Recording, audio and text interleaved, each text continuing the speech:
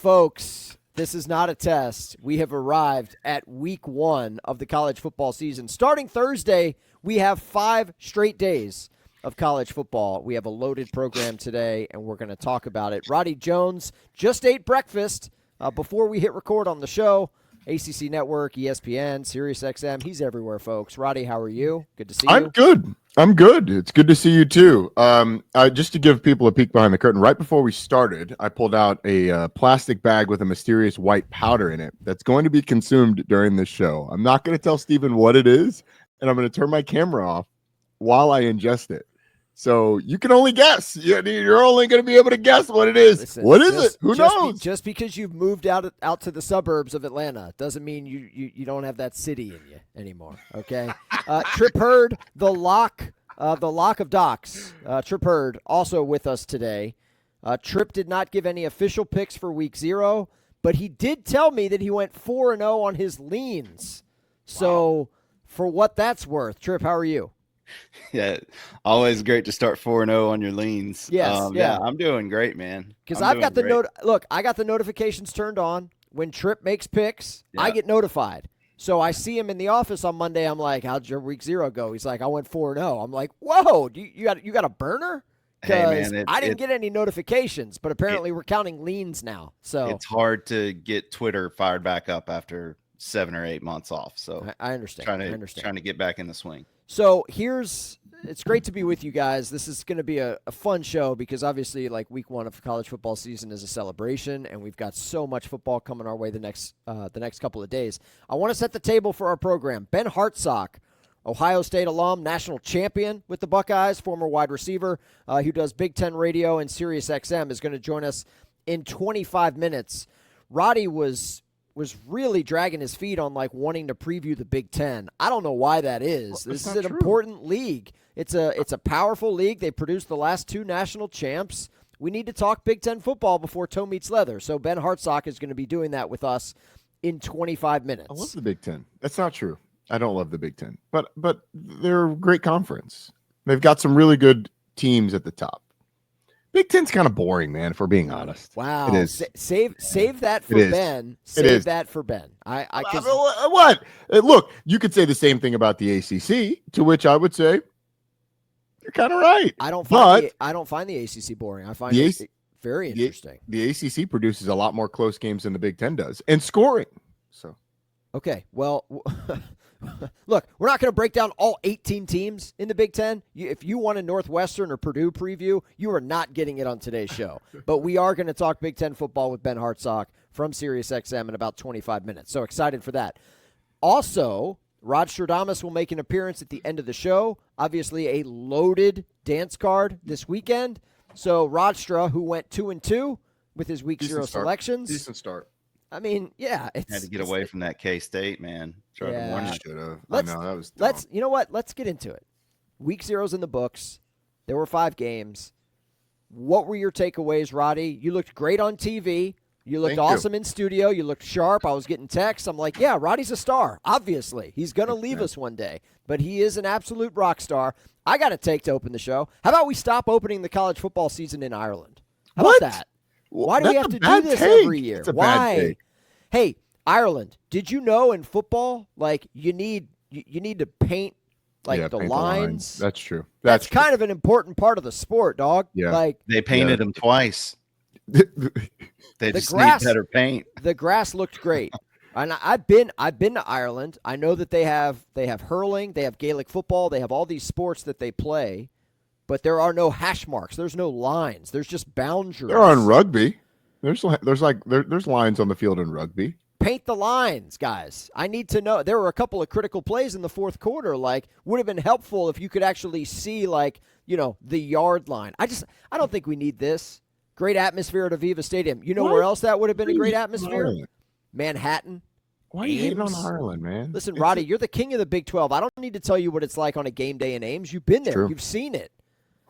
Like Ames. By the way, you might be getting a Big 12 game this weekend? Question mark? Is that? We have a little Big 10, Big 12 matchup. Confirmed? Confirmed. Well, I don't know. I don't know if they've announced it, but we're 2 days away from the game. So, yeah, we'll be in Kansas City for Nebraska-Cincinnati. Let's go. Thursday That's night. on my short list. That's a big-time game. You want a full breakdown? Your boys got it. We've done coaches meetings with both teams.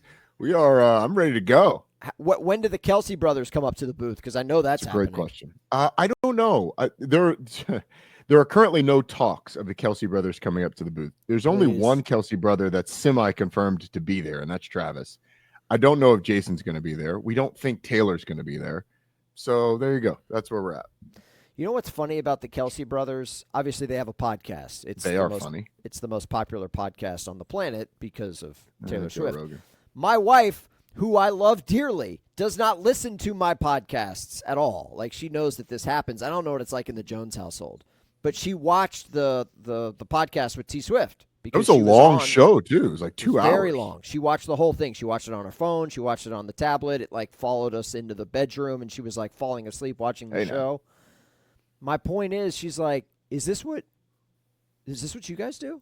Wow. I'm like, babe, that is so offensive on so many levels. For like a decade, you've been doing this. I'm just going to go to bed now. Like multiple shows. I don't have the energy to do that. Like, yeah, that's what we do. We just don't do it with all that star power.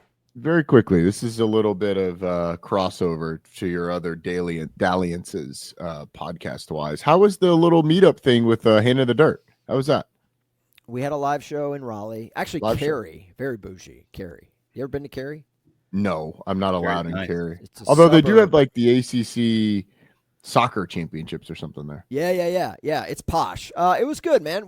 It was a packed small bar, so it felt like a thing. You know what I'm saying? You weren't in this big empty space. We probably had about 70. Probably had about like 70 people in there. Legit. Sold some merch. Love it. Shook some hands. Kissed some babies. Somebody asked me. You guys are gonna laugh. Somebody asked me to sign their Phil Steele. That's awesome. And they wanted me to sign it. You want to guess what page they wanted me to sign it on? Georgia Tech. No. Eastern Michigan. No. Hang on. Give me a second. Florida. Your preseason favorite in the Sun Belt. And some people's pick to go to the college football playoff from the group of 6. Will you sign the JMU page of my Phil Steele? I was honored. I mean, you can't say no to that. You can't.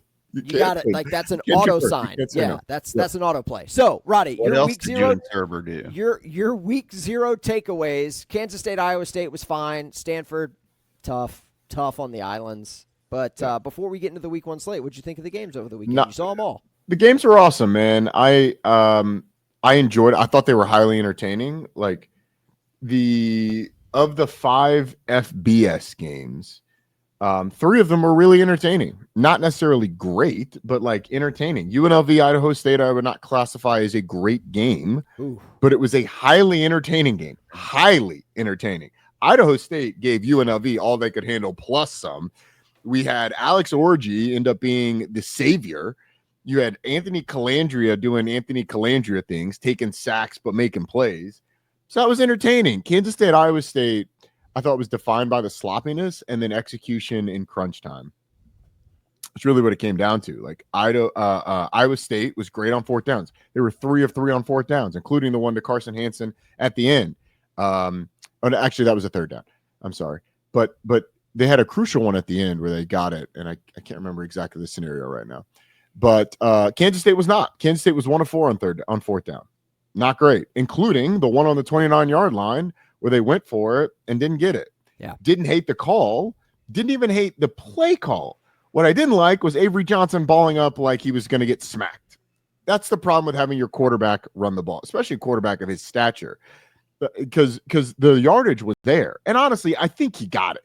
I think he got a bad spot. I said it as soon as the referee started running in. That's a bad spot. And then upon replay, couldn't overturn it. But if Avery Johnson is a 220-pound dude, or Avery Johnson had that dog in him, you put your head down and you try and run through somebody rather than curling up and absorbing the hit on your shoulder and getting turned sideways. That's why they always tell you, fall forward. You want to fall forward. You don't want to be pointing towards the sideline when you get tackled. Avery Johnson, quarterback. Doesn't run the ball. Or well, he runs the ball a lot, but doesn't run it physically, and ended up costing Kansas State because the yardage was there. It was blocked for a 1st down. All you had to do was, as Marshawn Lynch would say, run through an MFer's face. And he decided to brace for impact. Can't do that. You gotta bring the impact. Well, to your point about the bad spot, it would have helped spot the ball maybe a little bit better would have been, yardage lines painted on the field, like every football stadium in the entire country. But hey, let's open up the sport. Let's open up the season on the Emerald Isle. Like, just miss me with that, dude. Like, I understand Aer Lingus is paying for it, but like, can we not? The answer is no. No, right. We can't. It's baked. Like, we have TCU, North Carolina TCU next year. By the way, when we reconvene a week from now, we will have just watched TCU North Carolina. That's the standalone game on Monday night. I will have a guest who will join us who was at that game. I got a couple different options because that's obviously going to be a big-time spot. But, I am so – somebody's dog is barking. I am so excited about what we are about to embark on for the next 7-8 days. Like, it is a celebration of college football. It really is. By the way, Stanford, Hawaii, I joked about it earlier. Did that recap make the ACC network football podcast? Like, did you guys absolutely. do a deep dive on Stanford in the ACC. On the islands? Yeah, absolutely. I'm not gonna lie to you. I came out of that game pretty down on Frank Reich, just as like a game manager. You are literally there for one reason. Two. One, be a great culture guy. Be a good figurehead. Be good in the press conferences. Look great. He did all those things. But the second thing, you don't really know the players. You've been there for 5 months. Right. You're not. There's no reason for you to invest heavily in this place other than just doing your duty and doing your job. Like, this is not something that you are going to caretake for a long time. So your job is like to not mess up the game. Like, just be good during the game. And every head coach's job is that as well. But like, it's one of the few things that he will have a lot of impact over this year that could affect him long term. And I thought they mismanaged the game. I did. There was a sequence there. Stanford gets the ball back. I mean, you guys know the sequence at the end. Stanford gets the ball back a little over 2 minutes with 2 timeouts. They run 3 timeouts. Hawaii's got 2 timeouts. Run the ball on first down. 2-minute timeout happens at 1:54.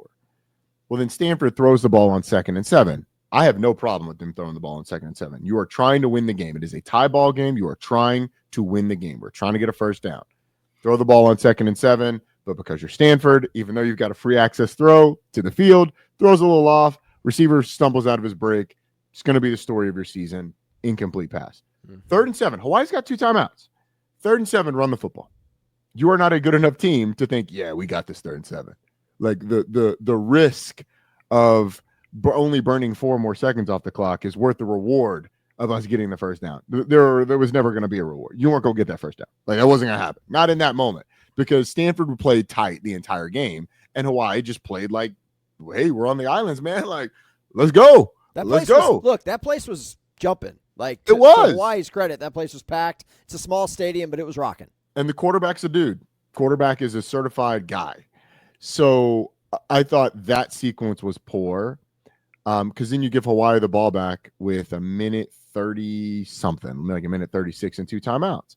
It's completely different drive for Hawaii if they get the ball back with the same amount of time, minute 36, and 1 timeout. Completely different, because it's not like Hawaii was working the sidelines. Like, Hawaii's execution was good in the fact that they completed passes, but they didn't, like, it wasn't teach tape on how to run a 2-minute drive. They weren't ducking out of bounds to save time. They were throwing curls, getting tackled in bounds, rushing to the line of scrimmage, and running the next play. They can do that because, hey, if we get in a dire situation, we can call a timeout and still have one for the field goal. They didn't end up needing the one for the field goal. But if you only have 1 timeout, is the quarterback taking the checkdowns in the middle of the field? I would say probably not. You can do it once. Not sure you can do it twice. And the biggest play on that drive was a check down. So, like, would he even have thrown that ball? Is the risk for him worth the reward at that point? I don't know, because they had burned a timeout before that. So it just completely changes the tenor of the drive. In the way Hawaii would have had to play, if you draw at least one of those timeouts. And then once Hawaii's well in field goal range, you just let the clock run down with 3 timeouts and just let them kick the field goal and hope he's going to miss it. Like, I did not like that. If you're a coach and if I'm a player, I'm like, bro, call a timeout. Right. We're going to have like 10 seconds left on the clock when we get the ball back. But it's 10 more seconds than we'll have if you let this thing run out. We have no rebuttal. So, well, here's that's all a fair criticism. And remember, like Frank Reich, 2-time former NFL head coach, right? Like this guy has spent his entire career in the league. Like this is supposed to be something he's good at. I don't want that game. I don't want that result to define Rod Stradamus's tenure. Like you had Stanford plus 2 and a hook. They lost by 3. Like just erase that. Like compartmentalize it. Move on. I don't want that to linger going into the week 1 slate. Okay, big fella? Have you seen Stanford's schedule? Yeah. Not thoroughly. Tripp is saying yes. They're an underdog in every game. They do not have an FCS game. They've got San Jose State later on. And then the rest of their schedule is Power 4 teams. Like this is a team that could legitimately go 0-12. Legitimately. Hawaii, on the other hand, getting 17 you like the Rainbow Warriors this week. Who's Hawaii got? Who's Hawaii got this week? They're on the road at Arizona.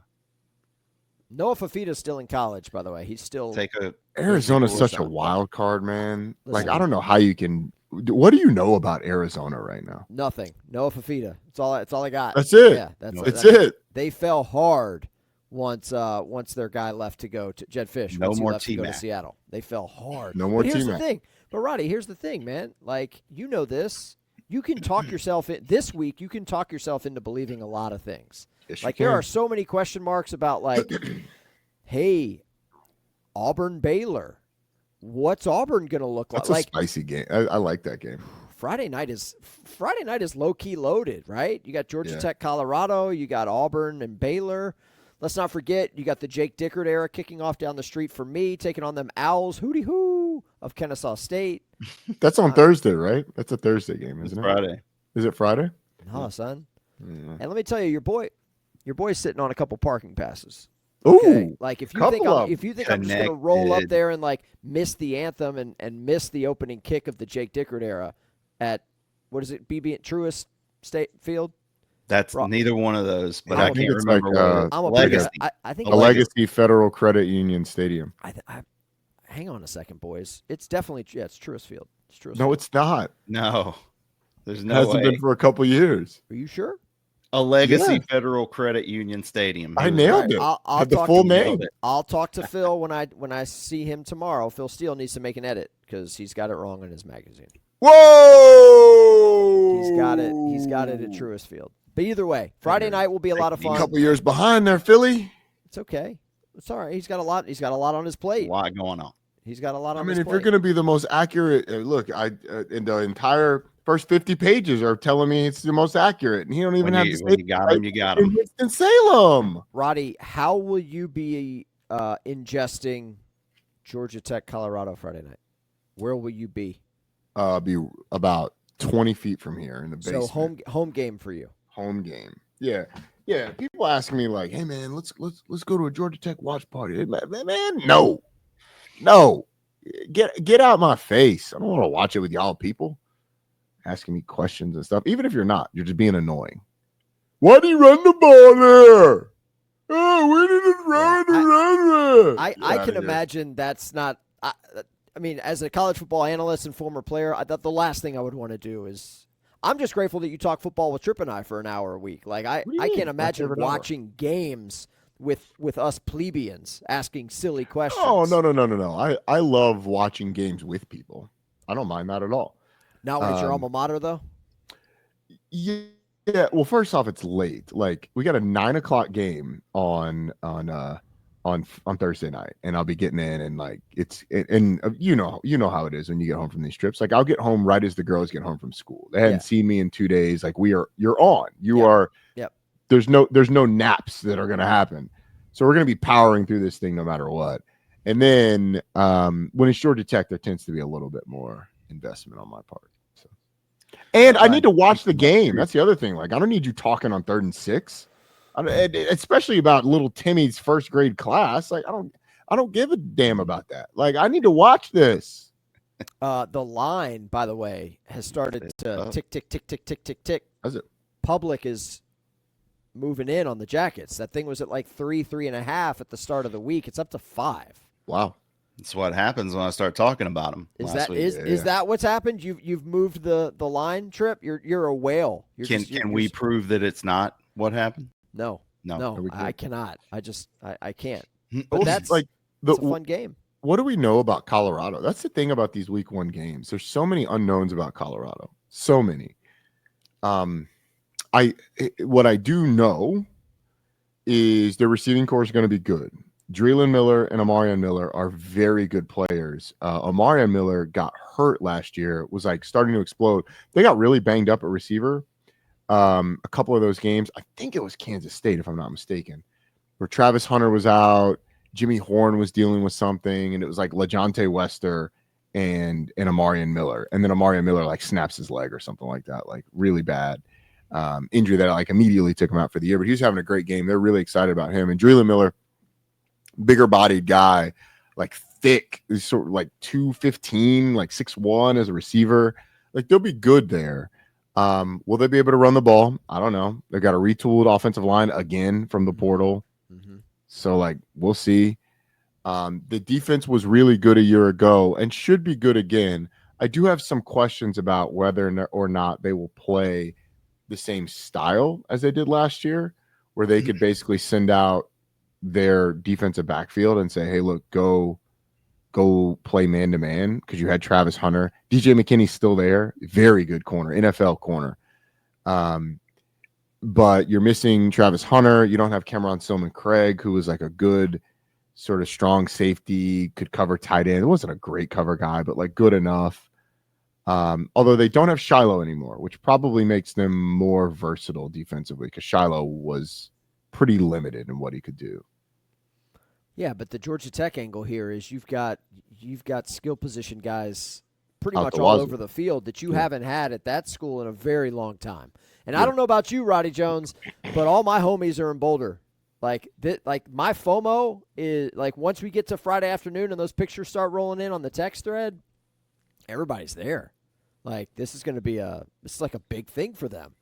Gone are the days where you were like excited to go to Lane Stadium. You know what I'm saying? Like Georgia Tech fans were like, "We're going to Boulder, man. Let's go." I love Boulder. If you're a Georgia Tech fan and you're on the fence about going, like buy a ticket and go. Boulder's awesome. It's beautiful, man. You went to Boulder. How many times did you go to Boulder last year? 4 times. Yeah, I was going to say. 4 times. You were hiking trails and all kinds Oh of yeah, stuff. I've got. If you guys need, if you need trails, hit me up. I You got a timeshare. If you need some food wrecks for Kansas City, let me know. My wife's whole family's from there. I've been wearing out the barbecue in Kansas City. Bro, yeah. So the thing is, like, because it's usually for one of these games, I'd go in on Thursday, have all day Friday, and then all day Saturday to kind of like get out a little bit. That's what happened in Boulder. Like you have to go in 2 days before, so you can do the meetings the day before, and then once you're done with meetings, you're free, and so you can go eat. And then the game's so late on Saturday that like you just kind of hang out and explore during the day. The thing is, like, this is a work week. Like week 1 is still happening, so I got shows all day Wednesday, so I can't leave until after shows on Wednesday. So my flight's at like 8:30 Eastern time, and then Thursday I got shows. Like I got a show, a meeting, a show, and then I've got like a little bit of chunk of time before we start getting ready to go to the game. And then go to the game, the next day you're out. So I don't really have time to go eat anywhere. I don't. Like, it's going to be DoorDash into the room. I was going to say, you know that I'm sure ESPN's not going to just have like some granola bars sitting out for you before the game. Like, you know, they'll take care of you guys. But like you talk about food wrecks. I would love to get out and go eat somewhere. I probably have time to go eat one meal, maybe. If you get a chance, and I don't know where you're staying because Kansas City's kind of all over the place and the stadiums are out to the east. Oklahoma Joe's, not a sponsor of the show. Maybe you should be. Okay. Oklahoma Joe's Where barbecue. Is that? They're all over. They got a bunch of different locations in Kansas City. That place is legit. Now listen, Trip, you know this because you live here. You chain. Yes, but they have like. Here's the thing, we live in North Carolina. You know how good barbecue is here. Mm-hmm. But they do barbecue different over there. And, like, for me, my experience is, like, you go the brisket or like the burnt end. You get the beef. Like, don't worry about the pork. Like, you've had barbecue pork before. We all know about like Carolina barbecue, but the beef, Roddy, telling you, bro. I will say I cannot tell my wife I'm going to any place called Oklahoma Joe's. She's from Texas, and she would say Oklahomans don't know how to do barbecue like Texans. So if it was Texas Joe's, then I could go. But Oklahoma Joe's, I might get a little pushback there in the home front. That's fine. Just saying. Hey, real quick, we're gonna run through all these games. Ben Hartsock is gonna join us to talk Big Ten here in just a minute. NC State ECU Thursday night. If I'm an NC State fan, should I be worried? Yes, because they just beat you, but I don't know, man. ECU goes into the category of like, who the hell knows? They've got like 6 starters returning, something ridiculous. The quarterback's back who rushed for like 85 yards against NC State in the bowl game on mostly quarterback read stuff, some designed quarterback draws, a couple counters in there. But I don't know. Their best receiver's back, but the guy who rushed for 2 bills against NC State in the bowl game's gone. So should you be worried? Yeah, because it's ECU. But like from a schematic standpoint, from a personnel standpoint, if you're asking me what I think, the answer, hell man, I don't know. I don't know half the Power 4 transfers, like what they did previously. I definitely don't know the guys that ECU got who either haven't played at the Power 4 level at all or come from like the FCS level. I don't know. Yeah, but you know how it is in this state. Like there's gonna be 10, 20,000 ECU fans at Carter Finley. Nah. Yes. Not 10, 20,000. Maybe 5. I think you're underselling Pirate Nation. You think they'll flood Carter Finley like that? They'll try. Yes. I agree. Game. They'll try to. Listen, and 2 touchdowns. That's a lot of points. It's a chunky line in that game. NC State's pretty loaded offensively. NC State should be very good offensively this year. If they are not, it's something has gone wrong, or it's an indictment on sort of the coaches. Listen, if I'm ranking games this weekend in terms of the price point, ECU NC State is at the top. The get-in price for Carter Finley Stadium. You want to take a guess? Cheapest ticket to get in that place? Lord. $75. $170. Wow. Yeah, you can if you've had some good tickets for. One of my friends has had tickets to that game since whenever you could first get them. Yeah, he could turn those around pretty quick right now. Just saying, man. Just saying. Just watch out. That's a sneaky. It's one of those sneaky games. It'll be a fun game. It's a West Durham, Steve Adazio, Dana Boyle game. Well, okay, there you go.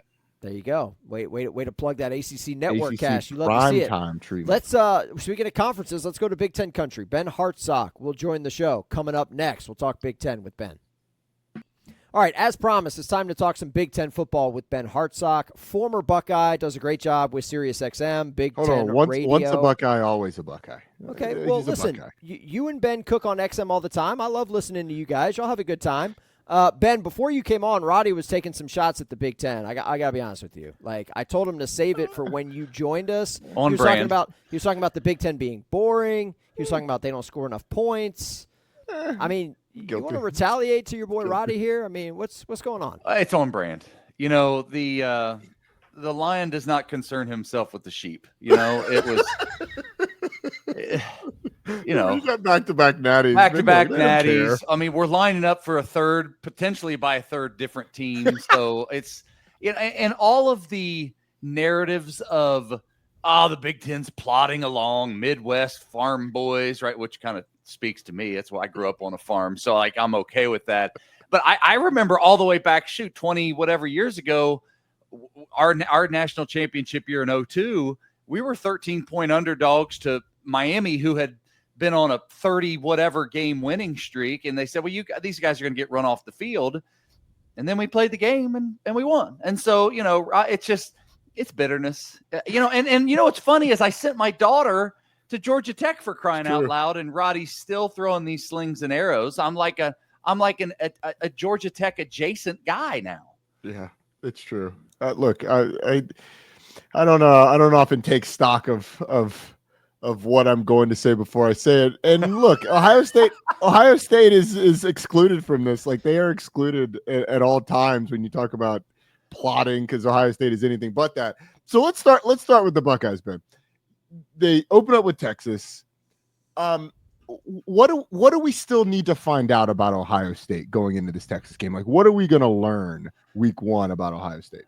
Oh, the quarterback, obviously, there's so much quarterback churn across college football this year. So waiting to see what Julian Sayin looks like with the lights on him. But there's lots of programs going through that. The thing that has me most, I don't say I'm nervous, but Brian Hartline as a new offensive play caller. A guy that's tremendously respected as a developer, been a long time was a wide receiver at Ohio State, played in the NFL, has been with the program. I think this is year 8 or 9. He goes back even to Urban Meyer's era, and a masterful recruiter, a great connector, a great developer as a coach. But we had one of those, this is 4 or 5 years ago, a guy named Kerry Combs was a secondary coach, a great connector, a great developer of defensive back talent. But then the moment he became the defensive coordinator, it just didn't gel. It just wasn't quite right. And so Buckeye fans are a little nervous about that happening with the talented position coach. It's a whole different deal. I know he's been on the headsets. He's been in the room. He's made suggestions in a 3rd and long situation. He's been there. But until you hold the card yourself and you set up that, it's chess, guys, right? It's set up a draw in the first quarter that hopefully you can do a big play action shot over the top in the 4th quarter. How does he set up and play that game of chess artfully as a play caller? Remember, Ryan Day told us it was Kirk Herbstreit told us Ryan Day was going to give play calling duties to Brian Hartline 2 seasons ago, and Ryan Day walked it back, which is, again, a little more of our apprehension about,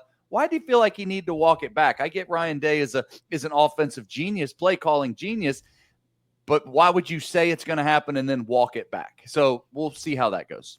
What are you hearing about Julian Sayin, like, coming out of fall camp? Like, obviously Texas, really good defense, elite defense. Week 1, it helps when you got number 4 on your team and you can just throw it up to him. But what are you hearing about the redshirt freshman quarterback? I mean, all the things you hear about a redshirt freshman quarterback, and all the things you hear about one of the top 3, 4, 5 programs in college football, that this guy was being pursued by everyone. Steve Sarkisian said we wanted Julian Sayin. So, the expectations, the ceiling is high, but I have the same expectation for Julian Sayin as I have for Arch Manning, and it's less than what the fans of those 2 programs are. Those 2 programs expect both of them to cancel, to call an emergency Heisman ceremony at halftime and give the Heisman Trophy to one of those guys mid-game. That's the expectation of those 2 fan bases. So what do I hear? I hear a young guy that's spent a year in the program that has all the confidence and all the tools in his tool belt. But Roddy, you know this. I mean, I redshirted, and I spent a whole season on that Ohio State sideline, running out on the field, doing warm-ups, watching big games, losing some, winning some.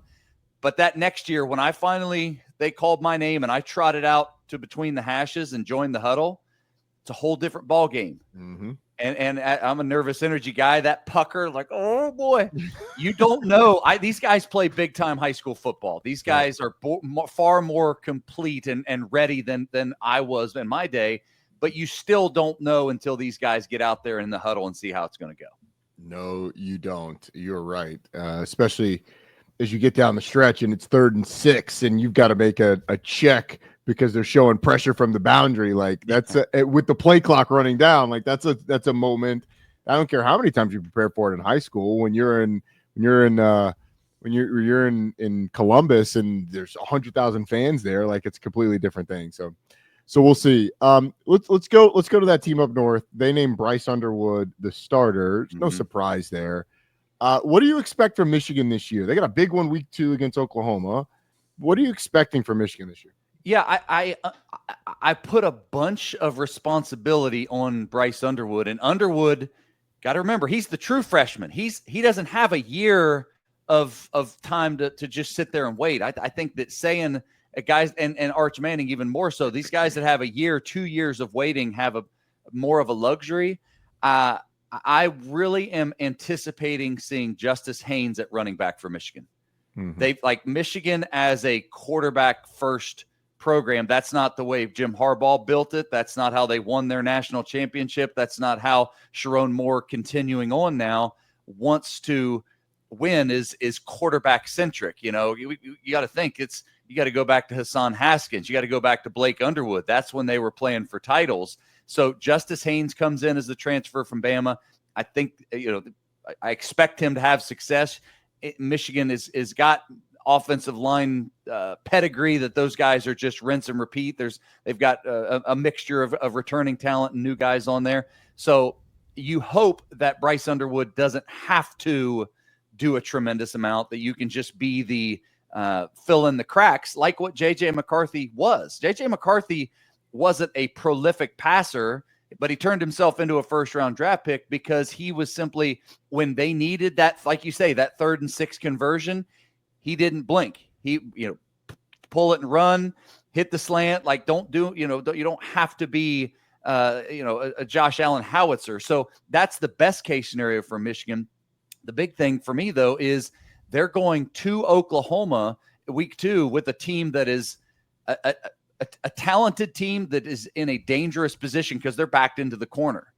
I mean, it has not gone well in the Brent Venables era. And so they are voraciously looking for a statement definitive win, and a win over Michigan would be a huge one. So I want to follow on the Michigan piece, because I agree on how they were built, but you pay Bryce Underwood like $10 million to come there and play. Mm-hmm. I'm not paying him to be JJ McCarthy. I'm paying him to be Cam Newton. Yeah. And I don't know that Sharon Moore is going to be sitting there thinking that game 1 or game 2, but I think over the course of the season, I mean, Larry Ellison wants to see a return on his investment, or his wife does, or girlfriend, whatever it was. So how do you think that plays into these dynamics now in this era? I look back at how it's happened in the past. Like look previous. J.J. McCarthy was that guy under Cade McNamara that when J.J. McCarthy was sitting on the bench, all we heard is, "Hey, we got to get this McCarthy guy in the game. We got to get him in the game." And they got him on. And then once he was the starter, there was a spoon feeding. That's not the right illustration, but it's the best one I've got, of like incremental. We're not going to give you the full complement. First, we're going to give you some packages. Then now, okay, you're going to be the starter, but we're going to protect you because we've got a great defense. We got a good run game. So we're going to incrementally grow you, because this is all of these quarterbacks. It's the same thing with what I was saying about these quarterbacks are these small little campfire flames. You got to be careful with those things. It's like Castaway, right? You got to be careful. You don't want to snuff out that flame. I see it on TV, Ben. I don't ever actually do that. I've got a gas starter in my fireplace. Yeah, I don't worry about that. A little bit of diesel fuel, you're good. But you do want to play for the long term. That if Bryce Underwood is a 3-year guy, which he is, you don't want to stub his toe early. Mm-hmm. Like compare over to what happened to Dylan Raiola last year in Nebraska. I think they asked too much of him too early, and the Dana Holgorsen switch was a result of, hey, that fire is starting to snuff out. It's smoldering a little bit. Let's bring in a new coordinator so that we don't harm Dylan Raiola for the next 2-3 years as a leader of the program. I think that's what Michigan has done with Bryce Underwood, and I think it's the right approach. Yeah. Ben, how are we feeling about Penn State in terms of like a lock for the CFP? It feels like they're a lock from my perspective. Any concerns at all about Penn State being in the mix in December? No, I mean, no, they should be. It would be an abject failure, a complete meltdown for Penn State that if they're not comfortably in, whether it be Big Ten championship, automatic, or one of the at-large bids that will come as a result. It would be a complete failure, because I think we're already getting accustomed to, in this era of winning in the NFL, we're comfortable with like, okay, such and such team is in win now mode. The salary cap is lined up, that they've got a cheap quarterback and they've got their stars signed, and like that balance of that. That's what we saw last year with Ohio State. And that's where we are with Penn State this year, that Drew Aller is going to move on, and we don't know what the next guy is going to look back. Nick Singleton and Katron Allen at the running back position are back. Their offensive line returns a bunch of talent. Their defense is just one of those revolving doors of last year it was Abdul Carter, Micah Parsons before that. This year it's going to be Denai Dennis Sutton. They've got all Big Ten or All-American players at the Rojas at the second level, and they've got all-conference players at the back level as well. And they bring in Jim Knowles, the Ohio State defensive coordinator. So they're just rinse and repeat defensively. So all of these stars are aligned. And I can't remember Penn State. I haven't got these figured out, but Penn State avoids. They've got Ohio State, but I think they avoid Michigan and Oregon. Yeah, they avoid Michigan and Oregon. So it's all those stars are aligned that if you're not in the playoff, it's a complete disaster. Once you get to the playoff, then all bets are off. We'll see how these things shake out. Yeah, no doubt, man. Let's go to teams that. Well, actually, before we do that, we don't talk about Oregon because I forget they're in the Big Ten. To be completely honest with you, have to remind myself. Reigning champs, Roddy. Reigning champs. Yes, they are the reigning Big Ten champs. Let's go there. Do you see them taking a significant step back? Do you think this is still a playoff team, a team that can compete at the top of the Big Ten? It's funny this week, and it's still early in week one. I think all of us are reviewing our summer where we've spent all this time. All the oxygen's been taken by new quarterbacks, and all the oxygen has been taken by Ohio State, Texas, and then Clemson, LSU. Like that's been the two majority. If you pie chart it, that's been the overwhelming majority. I will say on the Big Ten and even over on 84 on Sirius College Sports Radio, we're saying, wait, why aren't we talking about Oregon? Like I think here's the reality. Dan Lanning has never coached a quarterback that doesn't have enormous experience. The two guys that he's coached as a head coach, Bo Nix set the record for most games played. Dylan Gabriel jumped Bo Nix for most games played. So he has had huge experienced quarterbacks. So Dante Moore comes in, who was a starter at UCLA 2 years ago, sat last season, and now steps back into the starting role. That's not quite the same, but Dante Moore is not Bryce Underwood with that he's never seen it, never done it. He's been on college campus and been in big time environments. And then ultimately then it comes down to how much do you trust Dan Lanning leading that program more globally? And he hasn't done it with a lesser experienced quarterback, but I think Dan Lanning is an absolute star, and I think they're going to be a real factor in the conference. Yeah. What about these middling programs, Ben? Like I love these. We don't call them middling in the Big Ten. Okay. The mid-pack is strong. Okay. The mid-pack. That's the preferred nomenclature. Thank you. Well, I think, regardless of the conference, ACC, SEC, Big 10, Big 12, like you start getting into the meat of these leagues because these leagues are so big now. None's bigger than the Big 10. There's 18 teams, but you've got these squads that are trying to punch up. We saw Indiana do it last year. Mm-hmm. Nebraska's trying to get back to where they want to be. You got teams like Wisconsin who have been down for the last couple of years, but we're used to seeing them back up there. Like if you had to pick one or two of those programs, those mid-pack teams that you think can make a leap this year, what do we think? College football globally, because of the 12-team model, because of pay for play, the midfield has become interesting because it's where the bubble lies. This is like now that the 12, like we're not as focused on Georgia or Penn State right now because we know they're going to be there. Yeah. Our focus should move to the mid-pack because that's where that 10, 12, 15 range in the polls are going to be most interesting. So that's one part is our focus is there. Second, those teams are better because instead of waiting 3 years at Georgia, go to Illinois and get paid and play immediately and do it that way. Like I think the midfield has certainly gotten better in college football, and this is in every conference. Look at what Nebraska is doing. Look at what Indiana did last year. Look at what Illinois is doing right now, and you can do the same thing. Duke this year in the ACC, I think, is really interesting as well of like moving up the realm there. Which one do I have the most confidence in? Most people are pushing in with Illinois. Luke Altmaier, third-year starter now. They loses both of his wide receivers from a year ago. You're putting a lot of responsibility on Caden Fagan, the running back, to get things going there. So they're there, and they have an advantageous accessible. We don't say easy in the Big Ten. We say accessible schedule. The one, though, that for me, it's probably it's sentimental. I just want Nebraska to be back so badly.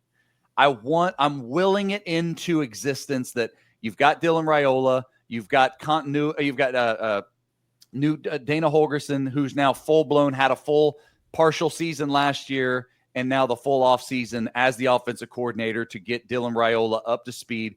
Raiola had an appropriate first year as a starter. He got them higher than they had been. They went to a bowl game. That's step one. That's a good step in the right direction.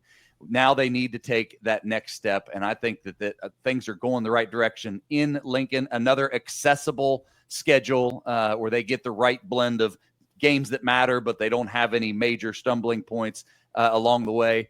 But I will tell you, every time we have on a Nebraska beat reporter that lives and breathes the Cornhusker, they say, "Oh, young man, you are far too. You haven't lived the reality of being a Nebraska fan in this century."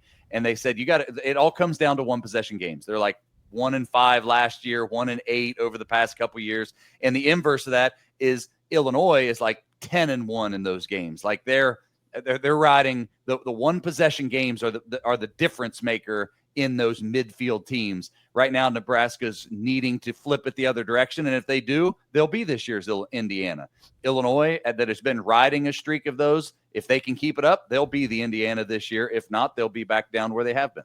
Nebraska's going to be super interesting. I've got them week 1, as you know, and they're very excited about the offensive line. They're very excited about the streamlined offense under Dana Holgorsen. Not air raid too, right? Like it's Holgorsen is an air raid guy, but the reports are like, hey, it's more pro style. We're going to throw the ball. We're going, it's a little bit more pro. So I think that'll be an exciting thing to see how that plays out. You're going to see tight ends. You're going to see them under center. I asked Dana Holgorsen, like, where of all your stops, because I've followed a bunch of them, where were you under center the most? He was like, hadn't been very much. but Dylan's so good at it, we're going to keep doing it. Like, okay. We'll see. So I'm ready to see that Ernie McCracken hair. I want to see it. I'm ready for it. Big Earn. Let me just, it's fading. Like the soldiers are retreating. Just like that. When you look at Iowa, I think they are a fascinating one because obviously the defense is always going to be great. They lose Caleb Johnson, which is a big loss, but they're going to play great on the offensive line. And we have begged for good quarterback play out of Iowa for what feels like decades. Mark Gronowski is a dude. Like, he is a really good quarterback. I had a chance to see him twice at South Dakota State on an FCS playoff run, including in a national championship game. And he was the best player on that team. And that team had 4 guys drafted. Like, Mark Gronowski is a bona fide, really good quarterback. Can he bring Iowa to the point where they're in the conversation in this discussion of midfield teams that can make the playoff? Yeah, I mean, I give them more benefit of the doubt than I do Nebraska or even Illinois, deservedly or undeservedly, because they're always there. Steve, you brought up Wisconsin. Wisconsin's not even in the midfield. They're bottom third. They're out. And Iowa has been able to continue to exist there. I understand what you're saying about Gronowski. But if he's that good, why isn't he at North Carolina? Why isn't he at Duke? Why wasn't he picked up at Ole Miss or one of the more premier programs? If you're a quarterback at the FCS and you're coming up to the next level, Iowa isn't that place, right? It's like, so that's my struggle. I love during training camp, there was a clip that they made it cinematic. They slow mode, and it was like NFL films of Mark Gronowski rolling out and throwing a 5-yard completion that was a little bit of a toe drag. And they're like, look at this. Hawkeye fans are like, we got a quarterback. I was like, buddy, that's like, what are we doing here, right? So I think we need to pump the brakes. They're not going to turn into the greatest show on turf. But all we need, it's like we said last year, for Tim Lester, their offense coordinator, we're not asking you to be the greatest show on turf. We're just asking you to be okay. And they're getting they're going that direction. You're still asking cast-off. Seth Anderson, their wide receiver, is a transfer from Ohio State. Their whole receiver core are transfers in. And again, same thing about quarterbacks. Wide receivers that go to Iowa, it means you were overlooked by a more premier program. Now, their offensive line returns a bunch of talent, and they lose Caleb Johnson, so the running back will be figured out to see how that gels together. The good news is the Iowa offensive linemen battle for the hay bale toss contest at the Solon Beef Days. Sure, it's a big rite of passage. Deal. The Solon Beef Days in Iowa. It's like the world's strongest men. There's been an Iowa offensive lineman hold that title for like 10 years straight, still going strong. They're still chucking them hay bales over the pole. Then I'm confident. So, what's interesting, like we're talking quarterbacks in the Big Ten and guys that we haven't even mentioned, Ben. You talk about like Nico at UCLA, Jaden Mayava at USC, Damon Williams out at UW. A lot of people are really excited about what he can be. Mendoza at Indiana. I mean, this is a very deep position in a conference that I don't think, at first blush, a lot of people realize just how many really good quarterbacks there could be in the Big Ten this year. Yeah, because Ohio State's breaking in a new one, because Penn State or because Michigan and Oregon, you're three of your Mount Rushmore programs are breaking in new faces. I think it is important. All of the conferences are pushing, not just you need to have front runners, but you got to have that depth. I was doing an interview yesterday with a guy that focuses on the Big 12, and I was asking about the fallout of Kansas State, Iowa State, how the conference is perceived, and he very quickly, because both Kansas State and Iowa State are going to be competing for that Big 12 championship. I asked them, like, what is their perception? They said, well, we need Baylor to beat Auburn, we need Colorado to beat Georgia Tech. Like, it's all that the depth of conference is being calculated in a more meaningful way right now, because that's what's going to happen when we get to college football playoff seeding and selection, is how deep and how quality is the conference. That's the new era now that we've expanded the playoff. Yeah. Ben, you're the man. Thanks for joining us. Good to see you. Hey, we're working together today, right? I'm going to see you in a little bit. Yeah. Are you going to wear that quarter zip? Is that quarter zip going to be part of the outfit? It's a little chilly outside right now. Unseasonably chilly. So I had to go quarter zip this morning. We'll probably be in a t-shirt later on. This is Midwest fall, late August, early September. This isn't Southeast. No, I'm getting adjusted to that. It's taking me back. Just jarred when I walked outside this morning. Might have to have a fire this week, fellas. Like, we might have to bust out the fire pit this week. Lows in the 50s. I'm just saying. It'd be strong. Roddy, you don't have any firewood at your house, but for those of us that do, it's not true. You gotta take care of that little flame, just like those quarterbacks. I got the torch. Yeah, just blow the torch it. Tom Hanks didn't have those on those islands. No, he didn't. Big Ten Radio, Sirius XM. Ben, thank you so much for hopping on with us, man, and breaking down the Big Ten. We appreciate you. Enjoyed it, guys. There you go. See you, Ben. Thanks, Ben. That was awesome. So there you go. Full deep dive in the Big Ten Conference. I mean, I know we're getting ready for week 1, but like one of the games that I had circled on my like preseason stuff, week 2, Roddy, Illinois at Duke. Sneaky good game. Sneaky good. Sneaky, very good game. Like there are legit, like there's 10 or 12 really good quarterbacks in the Big Ten. And did you catch what Ben said there? That it kind of at the end threw me off a little bit when Roddy brought up Iowa and Mark Gronowski, and he's like, well, why didn't he go to a better known football school like Duke or North Carolina? I thought, wow, things have really changed. It's like we make fun of Iowa and how they play offense or how they can't score, but don't be surprised when they're 9-3. Well, the other thing is, like, I think the sell is probably one. It's probably money. 2, it's probably fit a little bit. Like, how do I fit in this place? I don't know. I don't remember exactly where Mark Gronowski's from, but he's been in. Where is South Dakota State? Billings, South Dakota, something like that. Billings and Sioux Falls. Those are the only cities I know in South Dakota.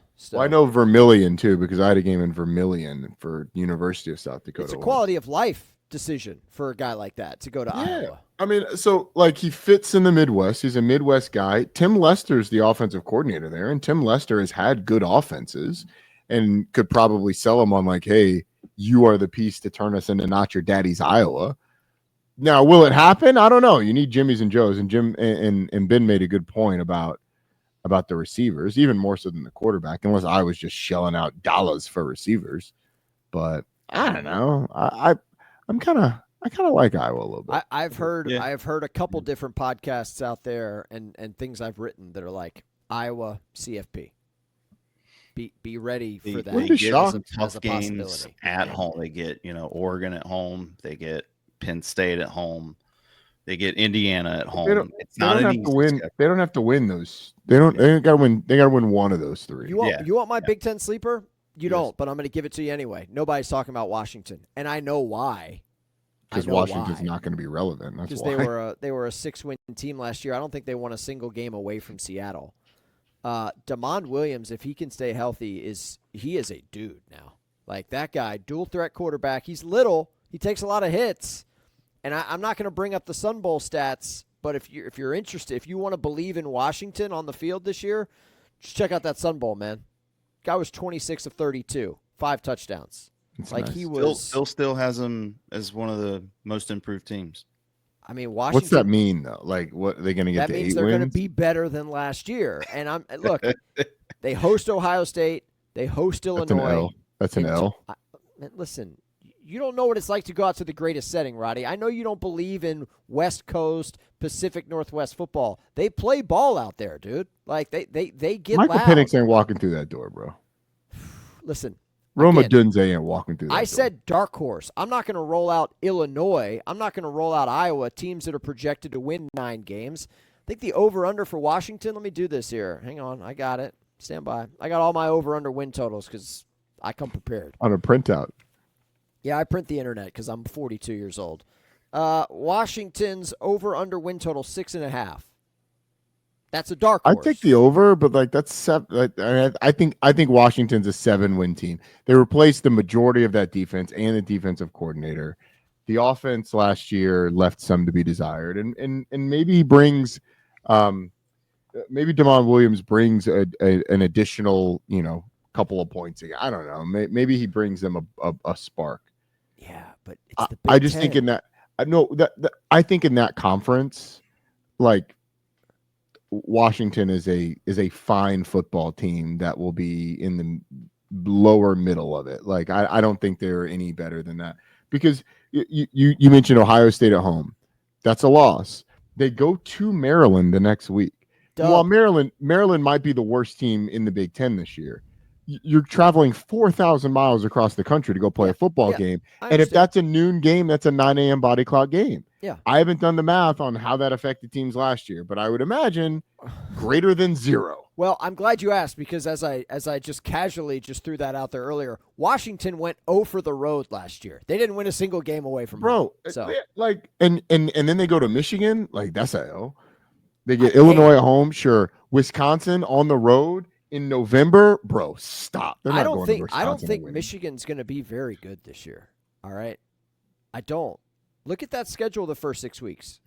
You think they're going to be 4-2 road games at Oklahoma, at USC, at Nebraska? Like you think with a true freshman quarterback that Michigan's going to roll out of here 5-1, 4-2 with that? Nah, they're 3-3 going into September. I don't think they're going in October. I don't think they're going to be that good. Why do you think Oklahoma is going to be better than Michigan? Bro, come on. John Mateer. You have covered Brent Venables for a Literally, long time. that's the answer. John Mateer might be the best player in the country. It's one of the best defenses in the country. It's my one of the best defenses. Forget about the Mateer factor. Venables against a true freshman quarterback in that Hornets nest? Come on now. Come on. Roddy, you're my ACC guy. You're not on Oklahoma at all, Roddy? I like Oklahoma. I am not confident based on what I saw last year, what we have actually seen with our eyes, that Oklahoma is going to be better than Michigan. And if your answer of why is Oklahoma going to be better is a quarterback who was phenomenal last year, but has never played a snap of Power 4 football, like real Power 4 football, he's played against Power 4 teams, and He's played he against is Power a 4 teams. major upgrade over Jackson Arnold. But when you are an FCS quarterback, a group of 5 quarterback playing against a Power 4 team, that's different. Like the environments are different, the expectations are different. It's different. That Michigan game is going to be bananas, biggest game he's ever played in. And I'm not saying he may not, he may rise to the occasion. He might be phenomenal. But like if you're gonna go based on like, hey, major upgrade, the major upgrades on the Michigan side, this dude is like Bryce Underwood's supposed to be Cam Newton. Like that, those are the comparisons he's drawing. LSU was paying him $8 million and it wasn't enough. So if we're talking upgrades, like the upgrades are happening in Ann Arbor. Secondly, the Michigan defense was pretty damn good last year. Yeah. The Michigan team beat Ohio State last year. And we're like, well, man, Oklahoma, that's an L. Like, bro, what are you doing? What are you doing? Maybe Michigan might go on the road and lose. They very well might. Oklahoma will be better. But based on what I've seen with my eyes, I'm not confident Oklahoma's a better football team. I'm just not. Okay. That's fair. I don't That's agree fair. with that line of thinking, but that is a line of thinking. I just You don't agree with the line of thinking of like based on what we've observed? We have not seen Bryce Underwood play college football. No, but I've seen Michigan win a national championship with a similar type coach, like with basically Sharon Moore for half the season. I've seen them win big games with Sharon Moore as interim head coach. I've seen that Michigan defense. I've seen a lot of the guys. They've got their top 2 tacklers back. They've got experience on the defensive line back. Like I've seen those guys play. And yes, Oklahoma should be very good on defense as well. I agree. R. Mason Thomas is phenomenal. Like I think that those 2 defenses will be very good. But if you're talking about like I've seen Justice Haynes run the football well. I've seen John Mateer, but like he wasn't playing in the SEC. He's playing against Oregon State twice. That's unbelievable. I think Mateer's going to be phenomenal. More of the year. Pacific Northwest. He might be. Just Bro. dump on an entire part of the country. That's Biggest not true. game he's ever played in his life. My friend, Oregon he's State, played twice. in the Apple Cup. Okay? Like, we're just going to forget about the Apple Cup? We're just going to forget about it? No, I'm not going to forget about the Apple Cup. That's not the biggest game he's ever played in. What's the line next week, Trip? What's the line? Oklahoma, Michigan? It's like it's got to be like around a tutty, right? We'll see. I got you fired up talking about Michigan on the road. I don't understand. Like Michigan going. I am no Michigan fan here, but you sound like one. No, 3-3. You sound like you're you're putting a lot of faith in Nebraska. Let me just tell you that. I've been putting faith in Nebraska for 10 years. It's going to pay off for me one day now. Okay, it's gonna pay off. Damn it. All right, so let's run through some Week 1 games. I want Rodstra to flex on us a little bit. Real quick though, rapid fire here. Thursday night, first game on the board, 5:30 Eastern. Boise State at USF. Some people like the Bulls this year. Are you one of those folks? Like, it's a good question. I don't really know. I don't know if I like the Bulls or not. I'd have to dig in on them more to be honest. You got to go to the Swamp Week 2, so you know what that means. Alex Golish has done a good job in Yes. South Florida, and they got Yes, a ton coming back. Do I like them in this game? Do I like them in general? I don't know, man. I don't know. I don't know what to do with South Florida, to be honest with you. We've talked about ECU, NC State, Nebraska, Cincinnati at Arrowhead. There's going to be 50,000 Nebraska fans at that game. I mean, at least there might be more, bro. It's going to be packed with Nebraska. Nebraska fans. Cincinnati decided to wear red. Usually Cincinnati wears black for home games. This is technically a Cincinnati home game. They're deciding to wear red because they know all the Nebraska fans are going to be in red. Sure. Just lean into it. That's a 9:00 kick on ESPN. Our boy Roddy will be alongside Mark Jones, right? We're keeping the band together. Love it. Friday night, Georgia Tech, Colorado, must-see TV, 8:00 ESPN. Roddy will be in the bunker at his new abode there, just locked in. Auburn, Baylor also kicks at 8. Friday night's going to be great. Like it's going to be awesome. And then Saturday, Texas, Ohio State at noon. It's going to kick at 12:15. Don't worry, you got time. It's Big Fox, Big Noon, whatever. Well, the other thing is, I would imagine there'll be some understanding that it's Lee Corso's last show, so they will not rush either one of those things, Big Noon or Corso. Like they know, Fox knows that if they kick that thing at 12:05, half the audience, more than that, is still going to be over on ESPN watching Corso. Wiping their tears away. Correct. ESPN did a very good job with some Corso stuff that came out last week. If somebody was chopping onions when I was watching it. I don't know who it was, but yeah, it got me. Great, Noel. Syracuse, Tennessee. It's in Atlanta, noon kick. Yeah. You think the Orange can keep it close against the Vols? They're catching 2 touchdowns in this game. There's a lot of questions with Syracuse, and like more than the normal. Offensively, they really like their receiving core, so we'll see. I would expect this to be a lower scoring game. What's the line? 13.5? 13.5. 50.5 total. I think the under is probably the play. Really? I think so. Wow. But sounds like a pick. It's not. Sounds like a lean. Sounds like a lean. I actually like. Trip. What do you think about the under in Texas, Ohio State? That I kind of. Yeah, you like that? 47.5. Little That's cagey. dangerous. Yeah, everybody's just kind of. That's We'll dangerous. see. I don't. Don't hate that. By the way, Oklahoma 2.5 point favorite over Michigan.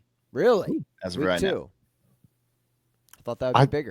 I think Texas, Ohio State. I don't know about the under there. I think this is a 28-24 type deal, but like probably 7-7 at halftime. Yeah. First half under. Oh God, that's those work too. That's true degenerate activity. By the way, Saturday, I meant to say this at the jump. Saturday is Tripp's birthday. Okay? Trip, yeah, the Knowles play. Happy we are birthday. Celebrating a birthday and Tripp's favorite college football team. It's a different team when basketball season rolls around conveniently, but Florida State catching 2 touchdowns at home to Alabama. Tripp, happy birthday, buddy. 3:30 on ABC. By the way, Mike Norvell is aware. I don't know if he remembers me. He probably does, but he's aware that it's my birthday.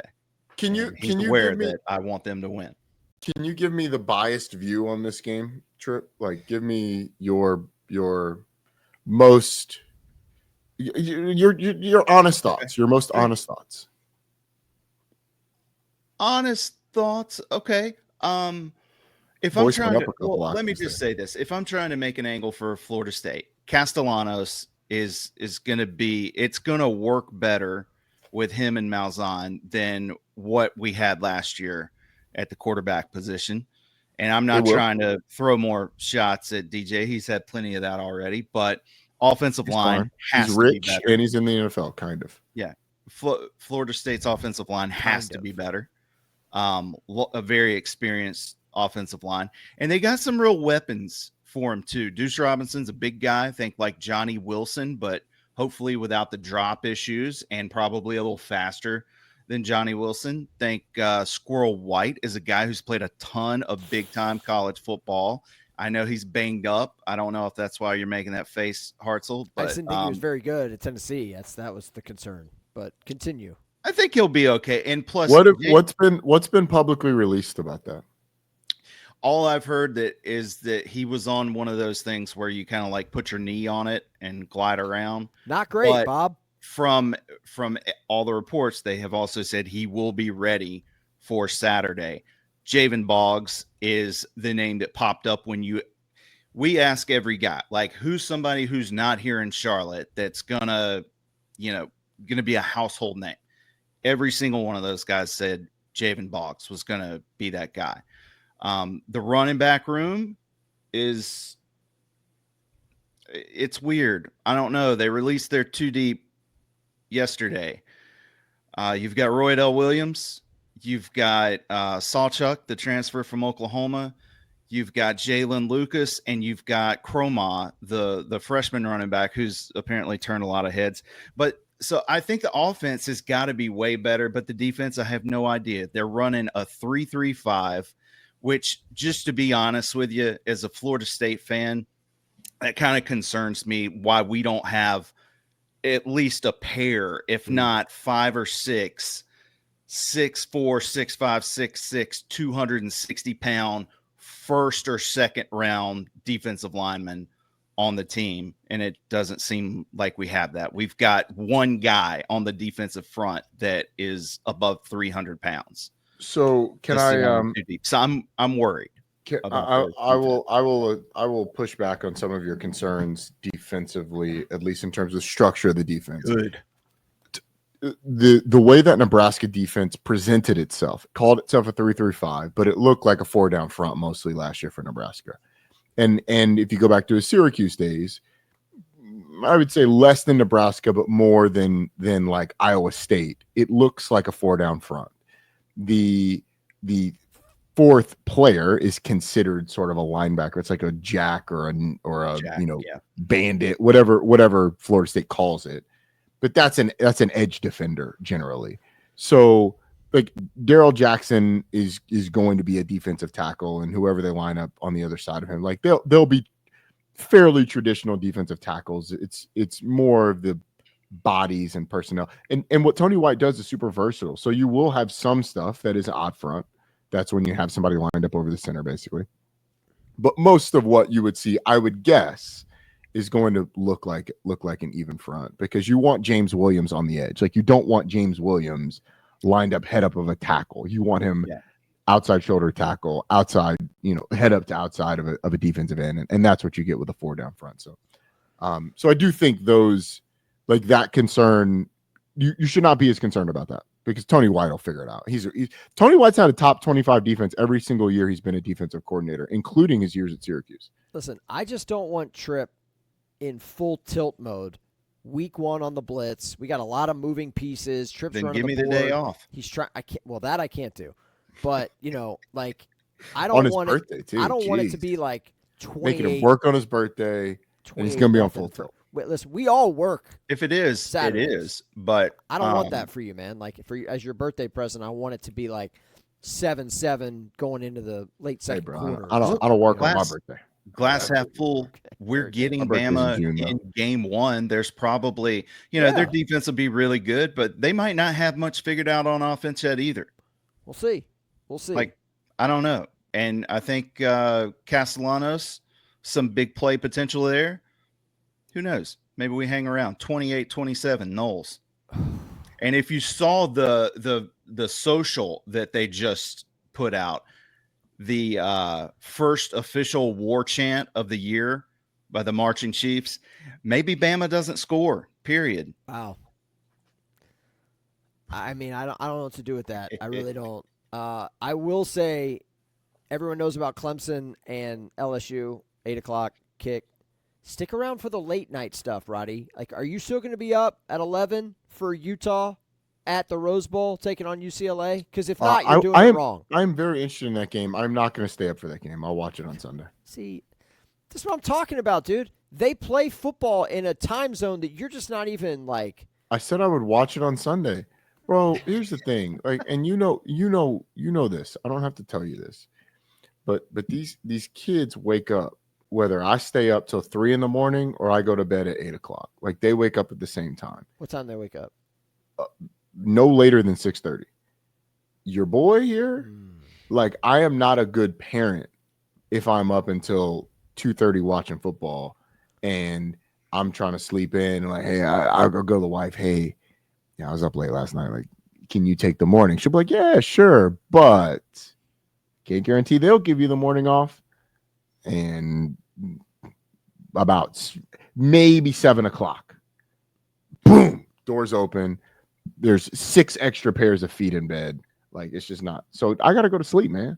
I'll watch it the next day. I'm going to text you at 11:30 when we're mid-first quarter at the Rose Bowl. Utah, Please do. UCLA. And Please I'm going to do. be like, hey, Roddy, hey, you up? Keep me updated. The answer is going to be no.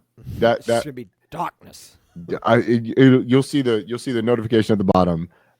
Notifications are silenced.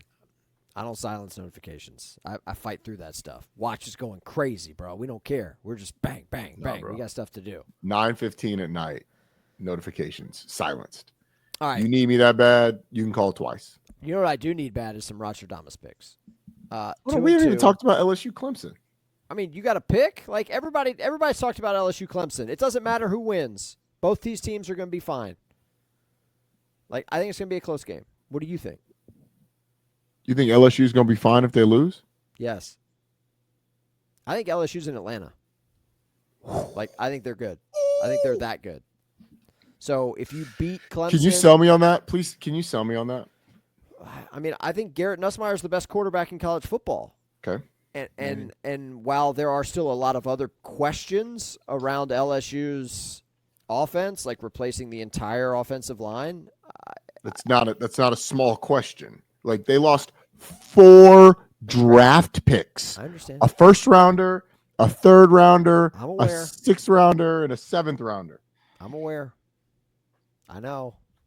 Like, 4 draft, not 4 guys. Draft picks.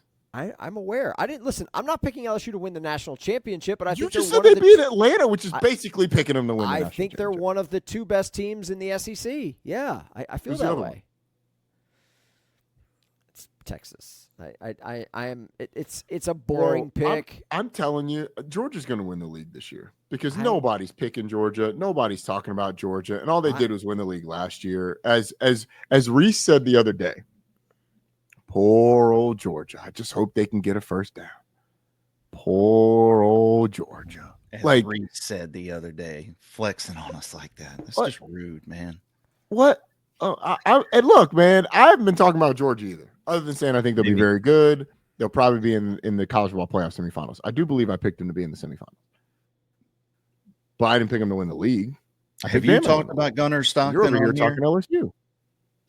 I don't trust Gunnar Stockton. Yeah, I just haven't seen much from him, so I couldn't. The I last can't really. quarterback pick from Georgia Athens that we win the doubted league. went out and won back-to-back national championships. So I'm just, there. Who was that? Stetson? Yeah. Yeah, Stetson. I felt way better about Stetson Bennett than I do Gunnar Stockton. They tried to replace Stetson Bennett like 4 times, including with the guy that's now at Miami. Man, we'll see. I don't know. LSU in Atlanta. Wow. I do not think LSU will be okay if they lose. I think LSU needs to win this game. I think there are they go to Bama, they go to Oklahoma, they go to Ole Miss. Going to Oklahoma is not a big deal, as we've already discussed. No, is that it is a big deal. I didn't say it wasn't a big deal. There with an 18-year-old who's never played college football. You just said Oklahoma was better than Michigan, and I asked what makes you say that. I think LSU is better than Oklahoma, but going to Oklahoma, they still got to go. They still got to go into Oklahoma the day after or a couple of days after Thanksgiving. It's not a layup. I didn't say Michigan was going to go in there. Where did I say Michigan go and lose? I just said I don't know what, based on what we've seen, why we would say Michigan is better than Oklahoma. By your standards, LSU is probably better than Oklahoma. I don't think that, because based on what I've seen, does LSU need to win more than Clemson needs to win on Saturday? Yes, absolutely, 100%. But I still think that if you're looking at my personal SEC power rankings, I think LSU is going to be there when it's all said and done in December. I think LSU's got 2 losses in the SEC minimum, which means if they are going to get, they could get to Atlanta with 2 losses, but they don't play Texas, so you don't get head to head over Texas. They don't play Georgia, they don't get head to head over Georgia. They go to Alabama, but like, is LSU going to go to Alabama and win? Probably not. Is LSU going to go to you on Georgia and Texas? Would that be your no? Bama. I would pick Bama and probably Texas, or Bama and Georgia. I like Bama, man. I'm sorry, Trip. I think Bama boat races Florida State. Very popular pick right now. And it's Tripp's birthday on Saturday. And it just starts a Bama run. Like, Bama won 9 games last year and didn't know what the hell it was doing. Like, they had no idea what they were doing. Kalen DeBoer had no idea what he was getting himself into. They didn't have the offensive coordinator. They were playing with a quarterback that they hated all year long. I mean, liked him as a person, but hated him as a player. Right. Like, they've got an All-American at center. Yeah. They've got maybe the first pick in the draft at left tackle. You feel good about Simpson at quarterback? I feel. I mean, I don't know. I don't know how to feel good about him. I haven't seen him enough. But he's got the second best receiving core in the country. He's got, again, this is an offensive line that should be one of the best in the country, because they got the left tackle, they got the center, they've got good players elsewhere, but like the left tackle and the center are dudes. They've got potentially 2 defensive linemen that are first round picks in LT Overton and Tim Keenan. They've got Deontay Lawson at the linebacker position. The secondary stack, Damari Mathis is really good. Like, I just don't know how this goes that wrong for a guy who's lost 16 games in his head coaching career. Yeah. That's it. It's all Kalen DeBoer's lost. In his entire head coaching career, he's lost 16 games. And you give him that talent, it's the most talent he's ever had. It is. You can say what you want about that Washington team. Punched a little bit above their weight because the offense was phenomenal. It's the best team he's ever had. So I like Bama to win them. See, this is what I love about doing shows at the end of August, like before these games have actually started. We haven't seen any of these teams play. Like Jackson Arnold could roll out of there in Waco on Friday night and light the world on fire. I don't think it's going to happen, but if he does, now all the narratives about Auburn go out the window because Jackson Arnold's back. That dude was broken last year. Broken in a bunch of pieces. Like let me tell you, if Jackson fell off the wall type stuff. If Jackson Arnold goes out in Waco and lights it up, Hugh Freeze is the best poker player we've ever seen in our lives. He is honest to a fault about his quarterbacks, and if Jackson Arnold goes out and just rips it up, he's been lying to us. But I could make the case, given what they have at running back and wide receiver, and defensively, that Auburn should be really, really good this year. But do you trust Hugh Freeze? Do you trust Jackson Arnold? I do not, because I haven't seen it yet. So let's say, again, that's why this is a fun show. Roddy, you and I could do this trip. We could do a 4-hour show today. We haven't gotten a Sunday slate. We haven't even gotten a Sunday slate. I'm going to the lake on Sunday. I've already done the what's it called? Like the advanced scout. Like Connor Stallion style, advanced scout on the lake. Like, what are we going to get? No more Stallions in Michigan. That hurts too, right? I'm not really comfortable disclosing what lake, frankly. Yeah, say what lake. Let's just say that, my mother-in-law, who is Korean, she is making her world-famous KFC. Now, when I say KFC, do you know what I mean? Korean fried chicken. That's correct, bro. We've got 100 wings in the freezer. 100? 100 wings. We've got a big old thing of oil. We're bringing the turkey fryer down there. We are going to be frying up wings. And these wings, dude, I'm going to tell you about this sauce, bro. Have you ever had like real Korean fried chicken wings? Twice fried. I don't know the answer to that. But extra hard. Extra hard with the sauce. She rolls them in crushed peanuts. You know what I'm saying? Like, it's not a dust. It's more coarse than that. Yeah. But you take these peanuts, you crush them up, then you take the wing after it's been twice fried, after it's been rolled in the sauce, you roll it in the peanuts, and then you roll it in the sauce again. Dude, I'm telling you, man. Like, these are off the chart. Like, these are ridiculous wings. So that's what I'm doing on Sunday. We haven't even talked about Virginia Tech, South Carolina, and Miami Notre Dame. Notre Dame's gonna be fun. That's gonna be a great game. I like Notre Dame there. I don't know about you. So your people got a lake house, right? You one of them families. Your people got a lake house. You got a lake house. No. I have friends that have a lake house, and we have invited ourselves. They're probably listening to the show. I haven't responded yet. We're going to be there, just so y'all know. Extra room. Yeah, we be there. So with anyway, Korean fried chicken. Dude, the KFC. God. And I need one of those wings. See, I got you going. You're about to go work out. You're about to get your endorphins up. You're going to be thinking about this KFC. Yes, I am. Yeah, I'll send you a picture. It's that good. Please do. These are dynamite wings. So Sunday's going to be great. And then Monday, you get the circus, TCU, UNC. We're going to talk about it next week in depth because we will have just seen TCU hang a 40 burger on UNC. So wow. You don't need ranch or blue cheese with these wings. You don't. No, you do not. These are some wings that I would not dip. Some non-dippable wings. Those are the best. I like having just a little bit of the cold to cool down what's going on with the hot wing. It's a heat, but I don't need it. Man. It's like a good heat though. It's not like an offensive spice at all. I want that a lot in my life. All right, Roddy, we've been on here for I'm gonna 90 have to get minutes. Some wings this week now. See, I told you we've been on here for 90 minutes. You got to go work out. I need some picks. We don't need to break down these games anymore, man. You know where you want to head with these picks. How I'm gonna get probably 2 packs from Publix, 2 packs. I'm gonna have to cut them myself. But then what time do I need to start? Probably need to start at flats? 9. You a drums or flats boy? Well, we do both. I mean, I'm a flats guy myself. Same. That's the correct answer. But I do them in the oven because I don't have a fryer. I don't really want to mess with that oil. Yeah, but your body wants that oil. Oh, boy. Yes. Yes, Lord. Yes, it does.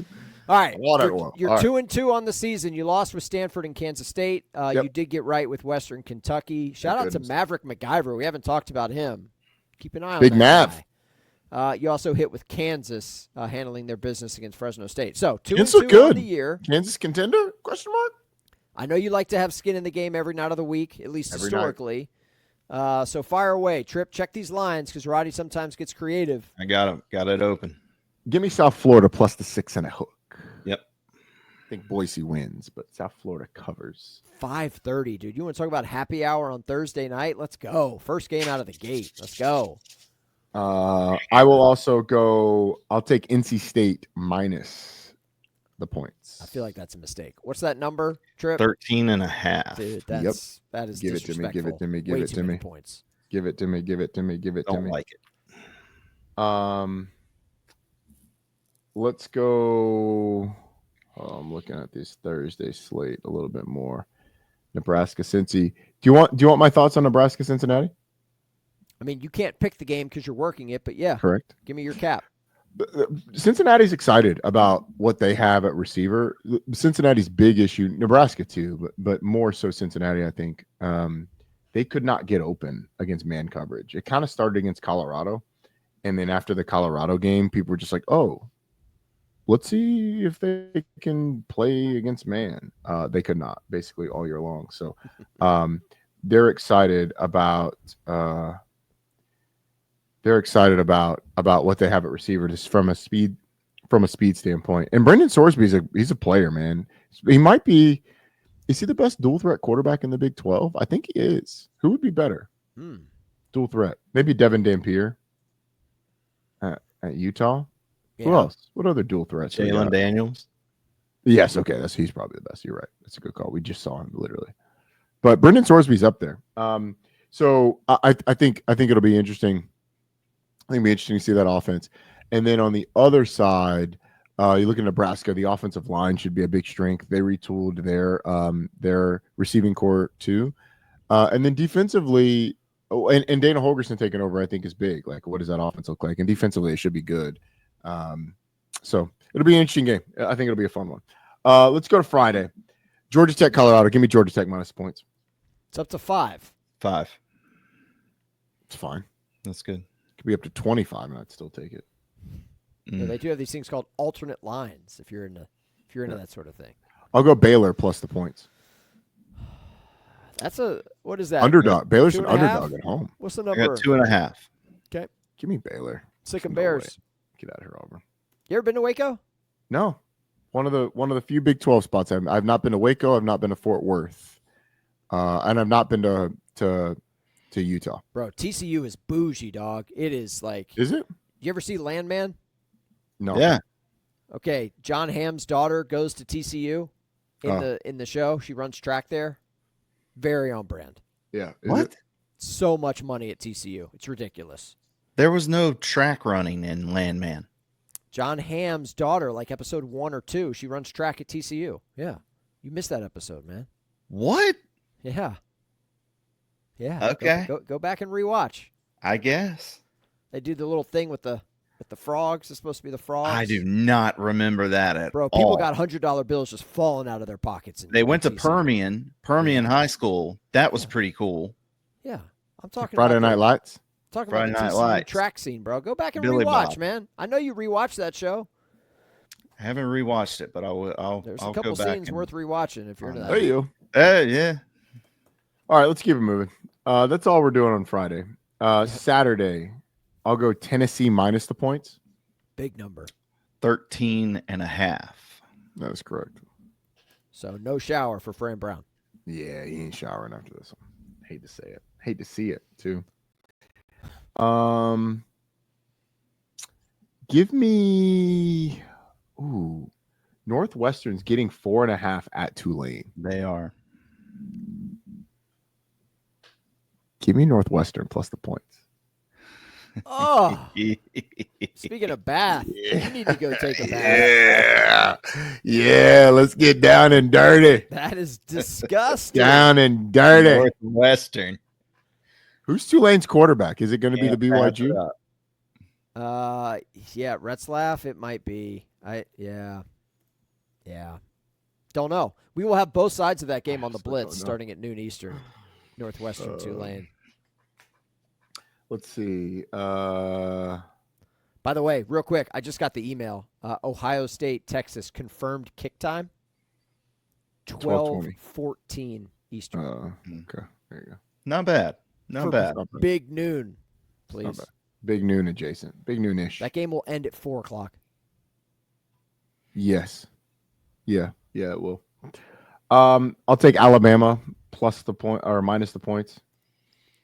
You got 13.5. Okay. Yeah, it ain't enough. It ain't enough. That is a loss. According to you. Albany, Iowa has a line. It's interesting.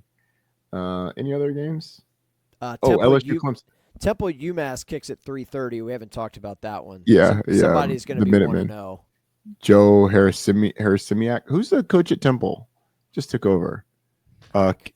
Casey Keeler, right? They host Oklahoma. Oklahoma plays at Temple this year. Weird. I know. Weird. I think I know somebody who's doing that game. I'll go LSU plus the points. See, look at you. Just running your mouth, but when push comes to shove, hey, give me LSU in the 4. What time is that? Okay, yeah, 4. Oh no, I don't feel good about it. Who do you think wins that game? I know I'm not going to hold you to an official pick. I got LSU. You got LSU? Yeah. I got Clemson. Clemson's got less. Clemson's got less questions, but I don't trust it yet. Maybe I will after this, but I don't trust it yet. Actually, LSU hasn't won an opener since Joe Burrow. Why do I think it's going to be now on the road at Clemson? Oh, for their last 5 season openers. Correct. Yep. Can confirm. All right. I'll go Utah minus the points as well on the road at UCLA. Tremendous play by you. That's the last game on the board. I'm going to be asking Phil Steele about that when 6. Wayne's on the show tomorrow. So South Carolina minus the 8. Okay. That's and good. TCU minus the 3. There you go. That's Rostradamus. That's off the top of my head. That's a healthy little selection. What do we got? 12 piece? 1, 2. You don't want to jump on South Dakota. 11. South Dakota who? Who's South Dakota play? I mean, they're on the road at Iowa State. Classic letdown situation here for the Cyclones. Should be your top play, Rod. No. South Dakota's built to win games in the league that they are in. They are not built to deal with any sort of athleticism. No. Okay.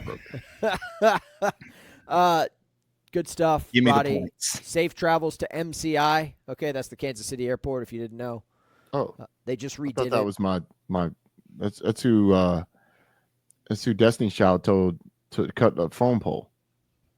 That's a deep cut. Yeah, Throw your pager out the window. Tell MCI to cut the phone pole. Break your knee so I MCI, can move. Yeah, they you a used to be, bugaboo? data A bugaboo. telecommunications provider. The online AOL and make your email stop. But you a bugaboo? You bugging what? You bugging who? You bugging me? And you see it ain't cool. You know it's not hot. That you be calling me, paging me, texting me. Just don't stop. And it's not hot. Whatever happened to Kelly Rowland? Where did she go? A gospel singer. She was very, very, very big on the gospel scene. Oh no, that's the other one that did the gospel. Huge on the gospel scene. Michelle. So we don't know where Kelly is. She's no, Kelly did stuff. She's okay. All right, good. Did that one thing with Nelly. Just making sure. Love you. With the Excel spreadsheet on her phone. Baby, I love you.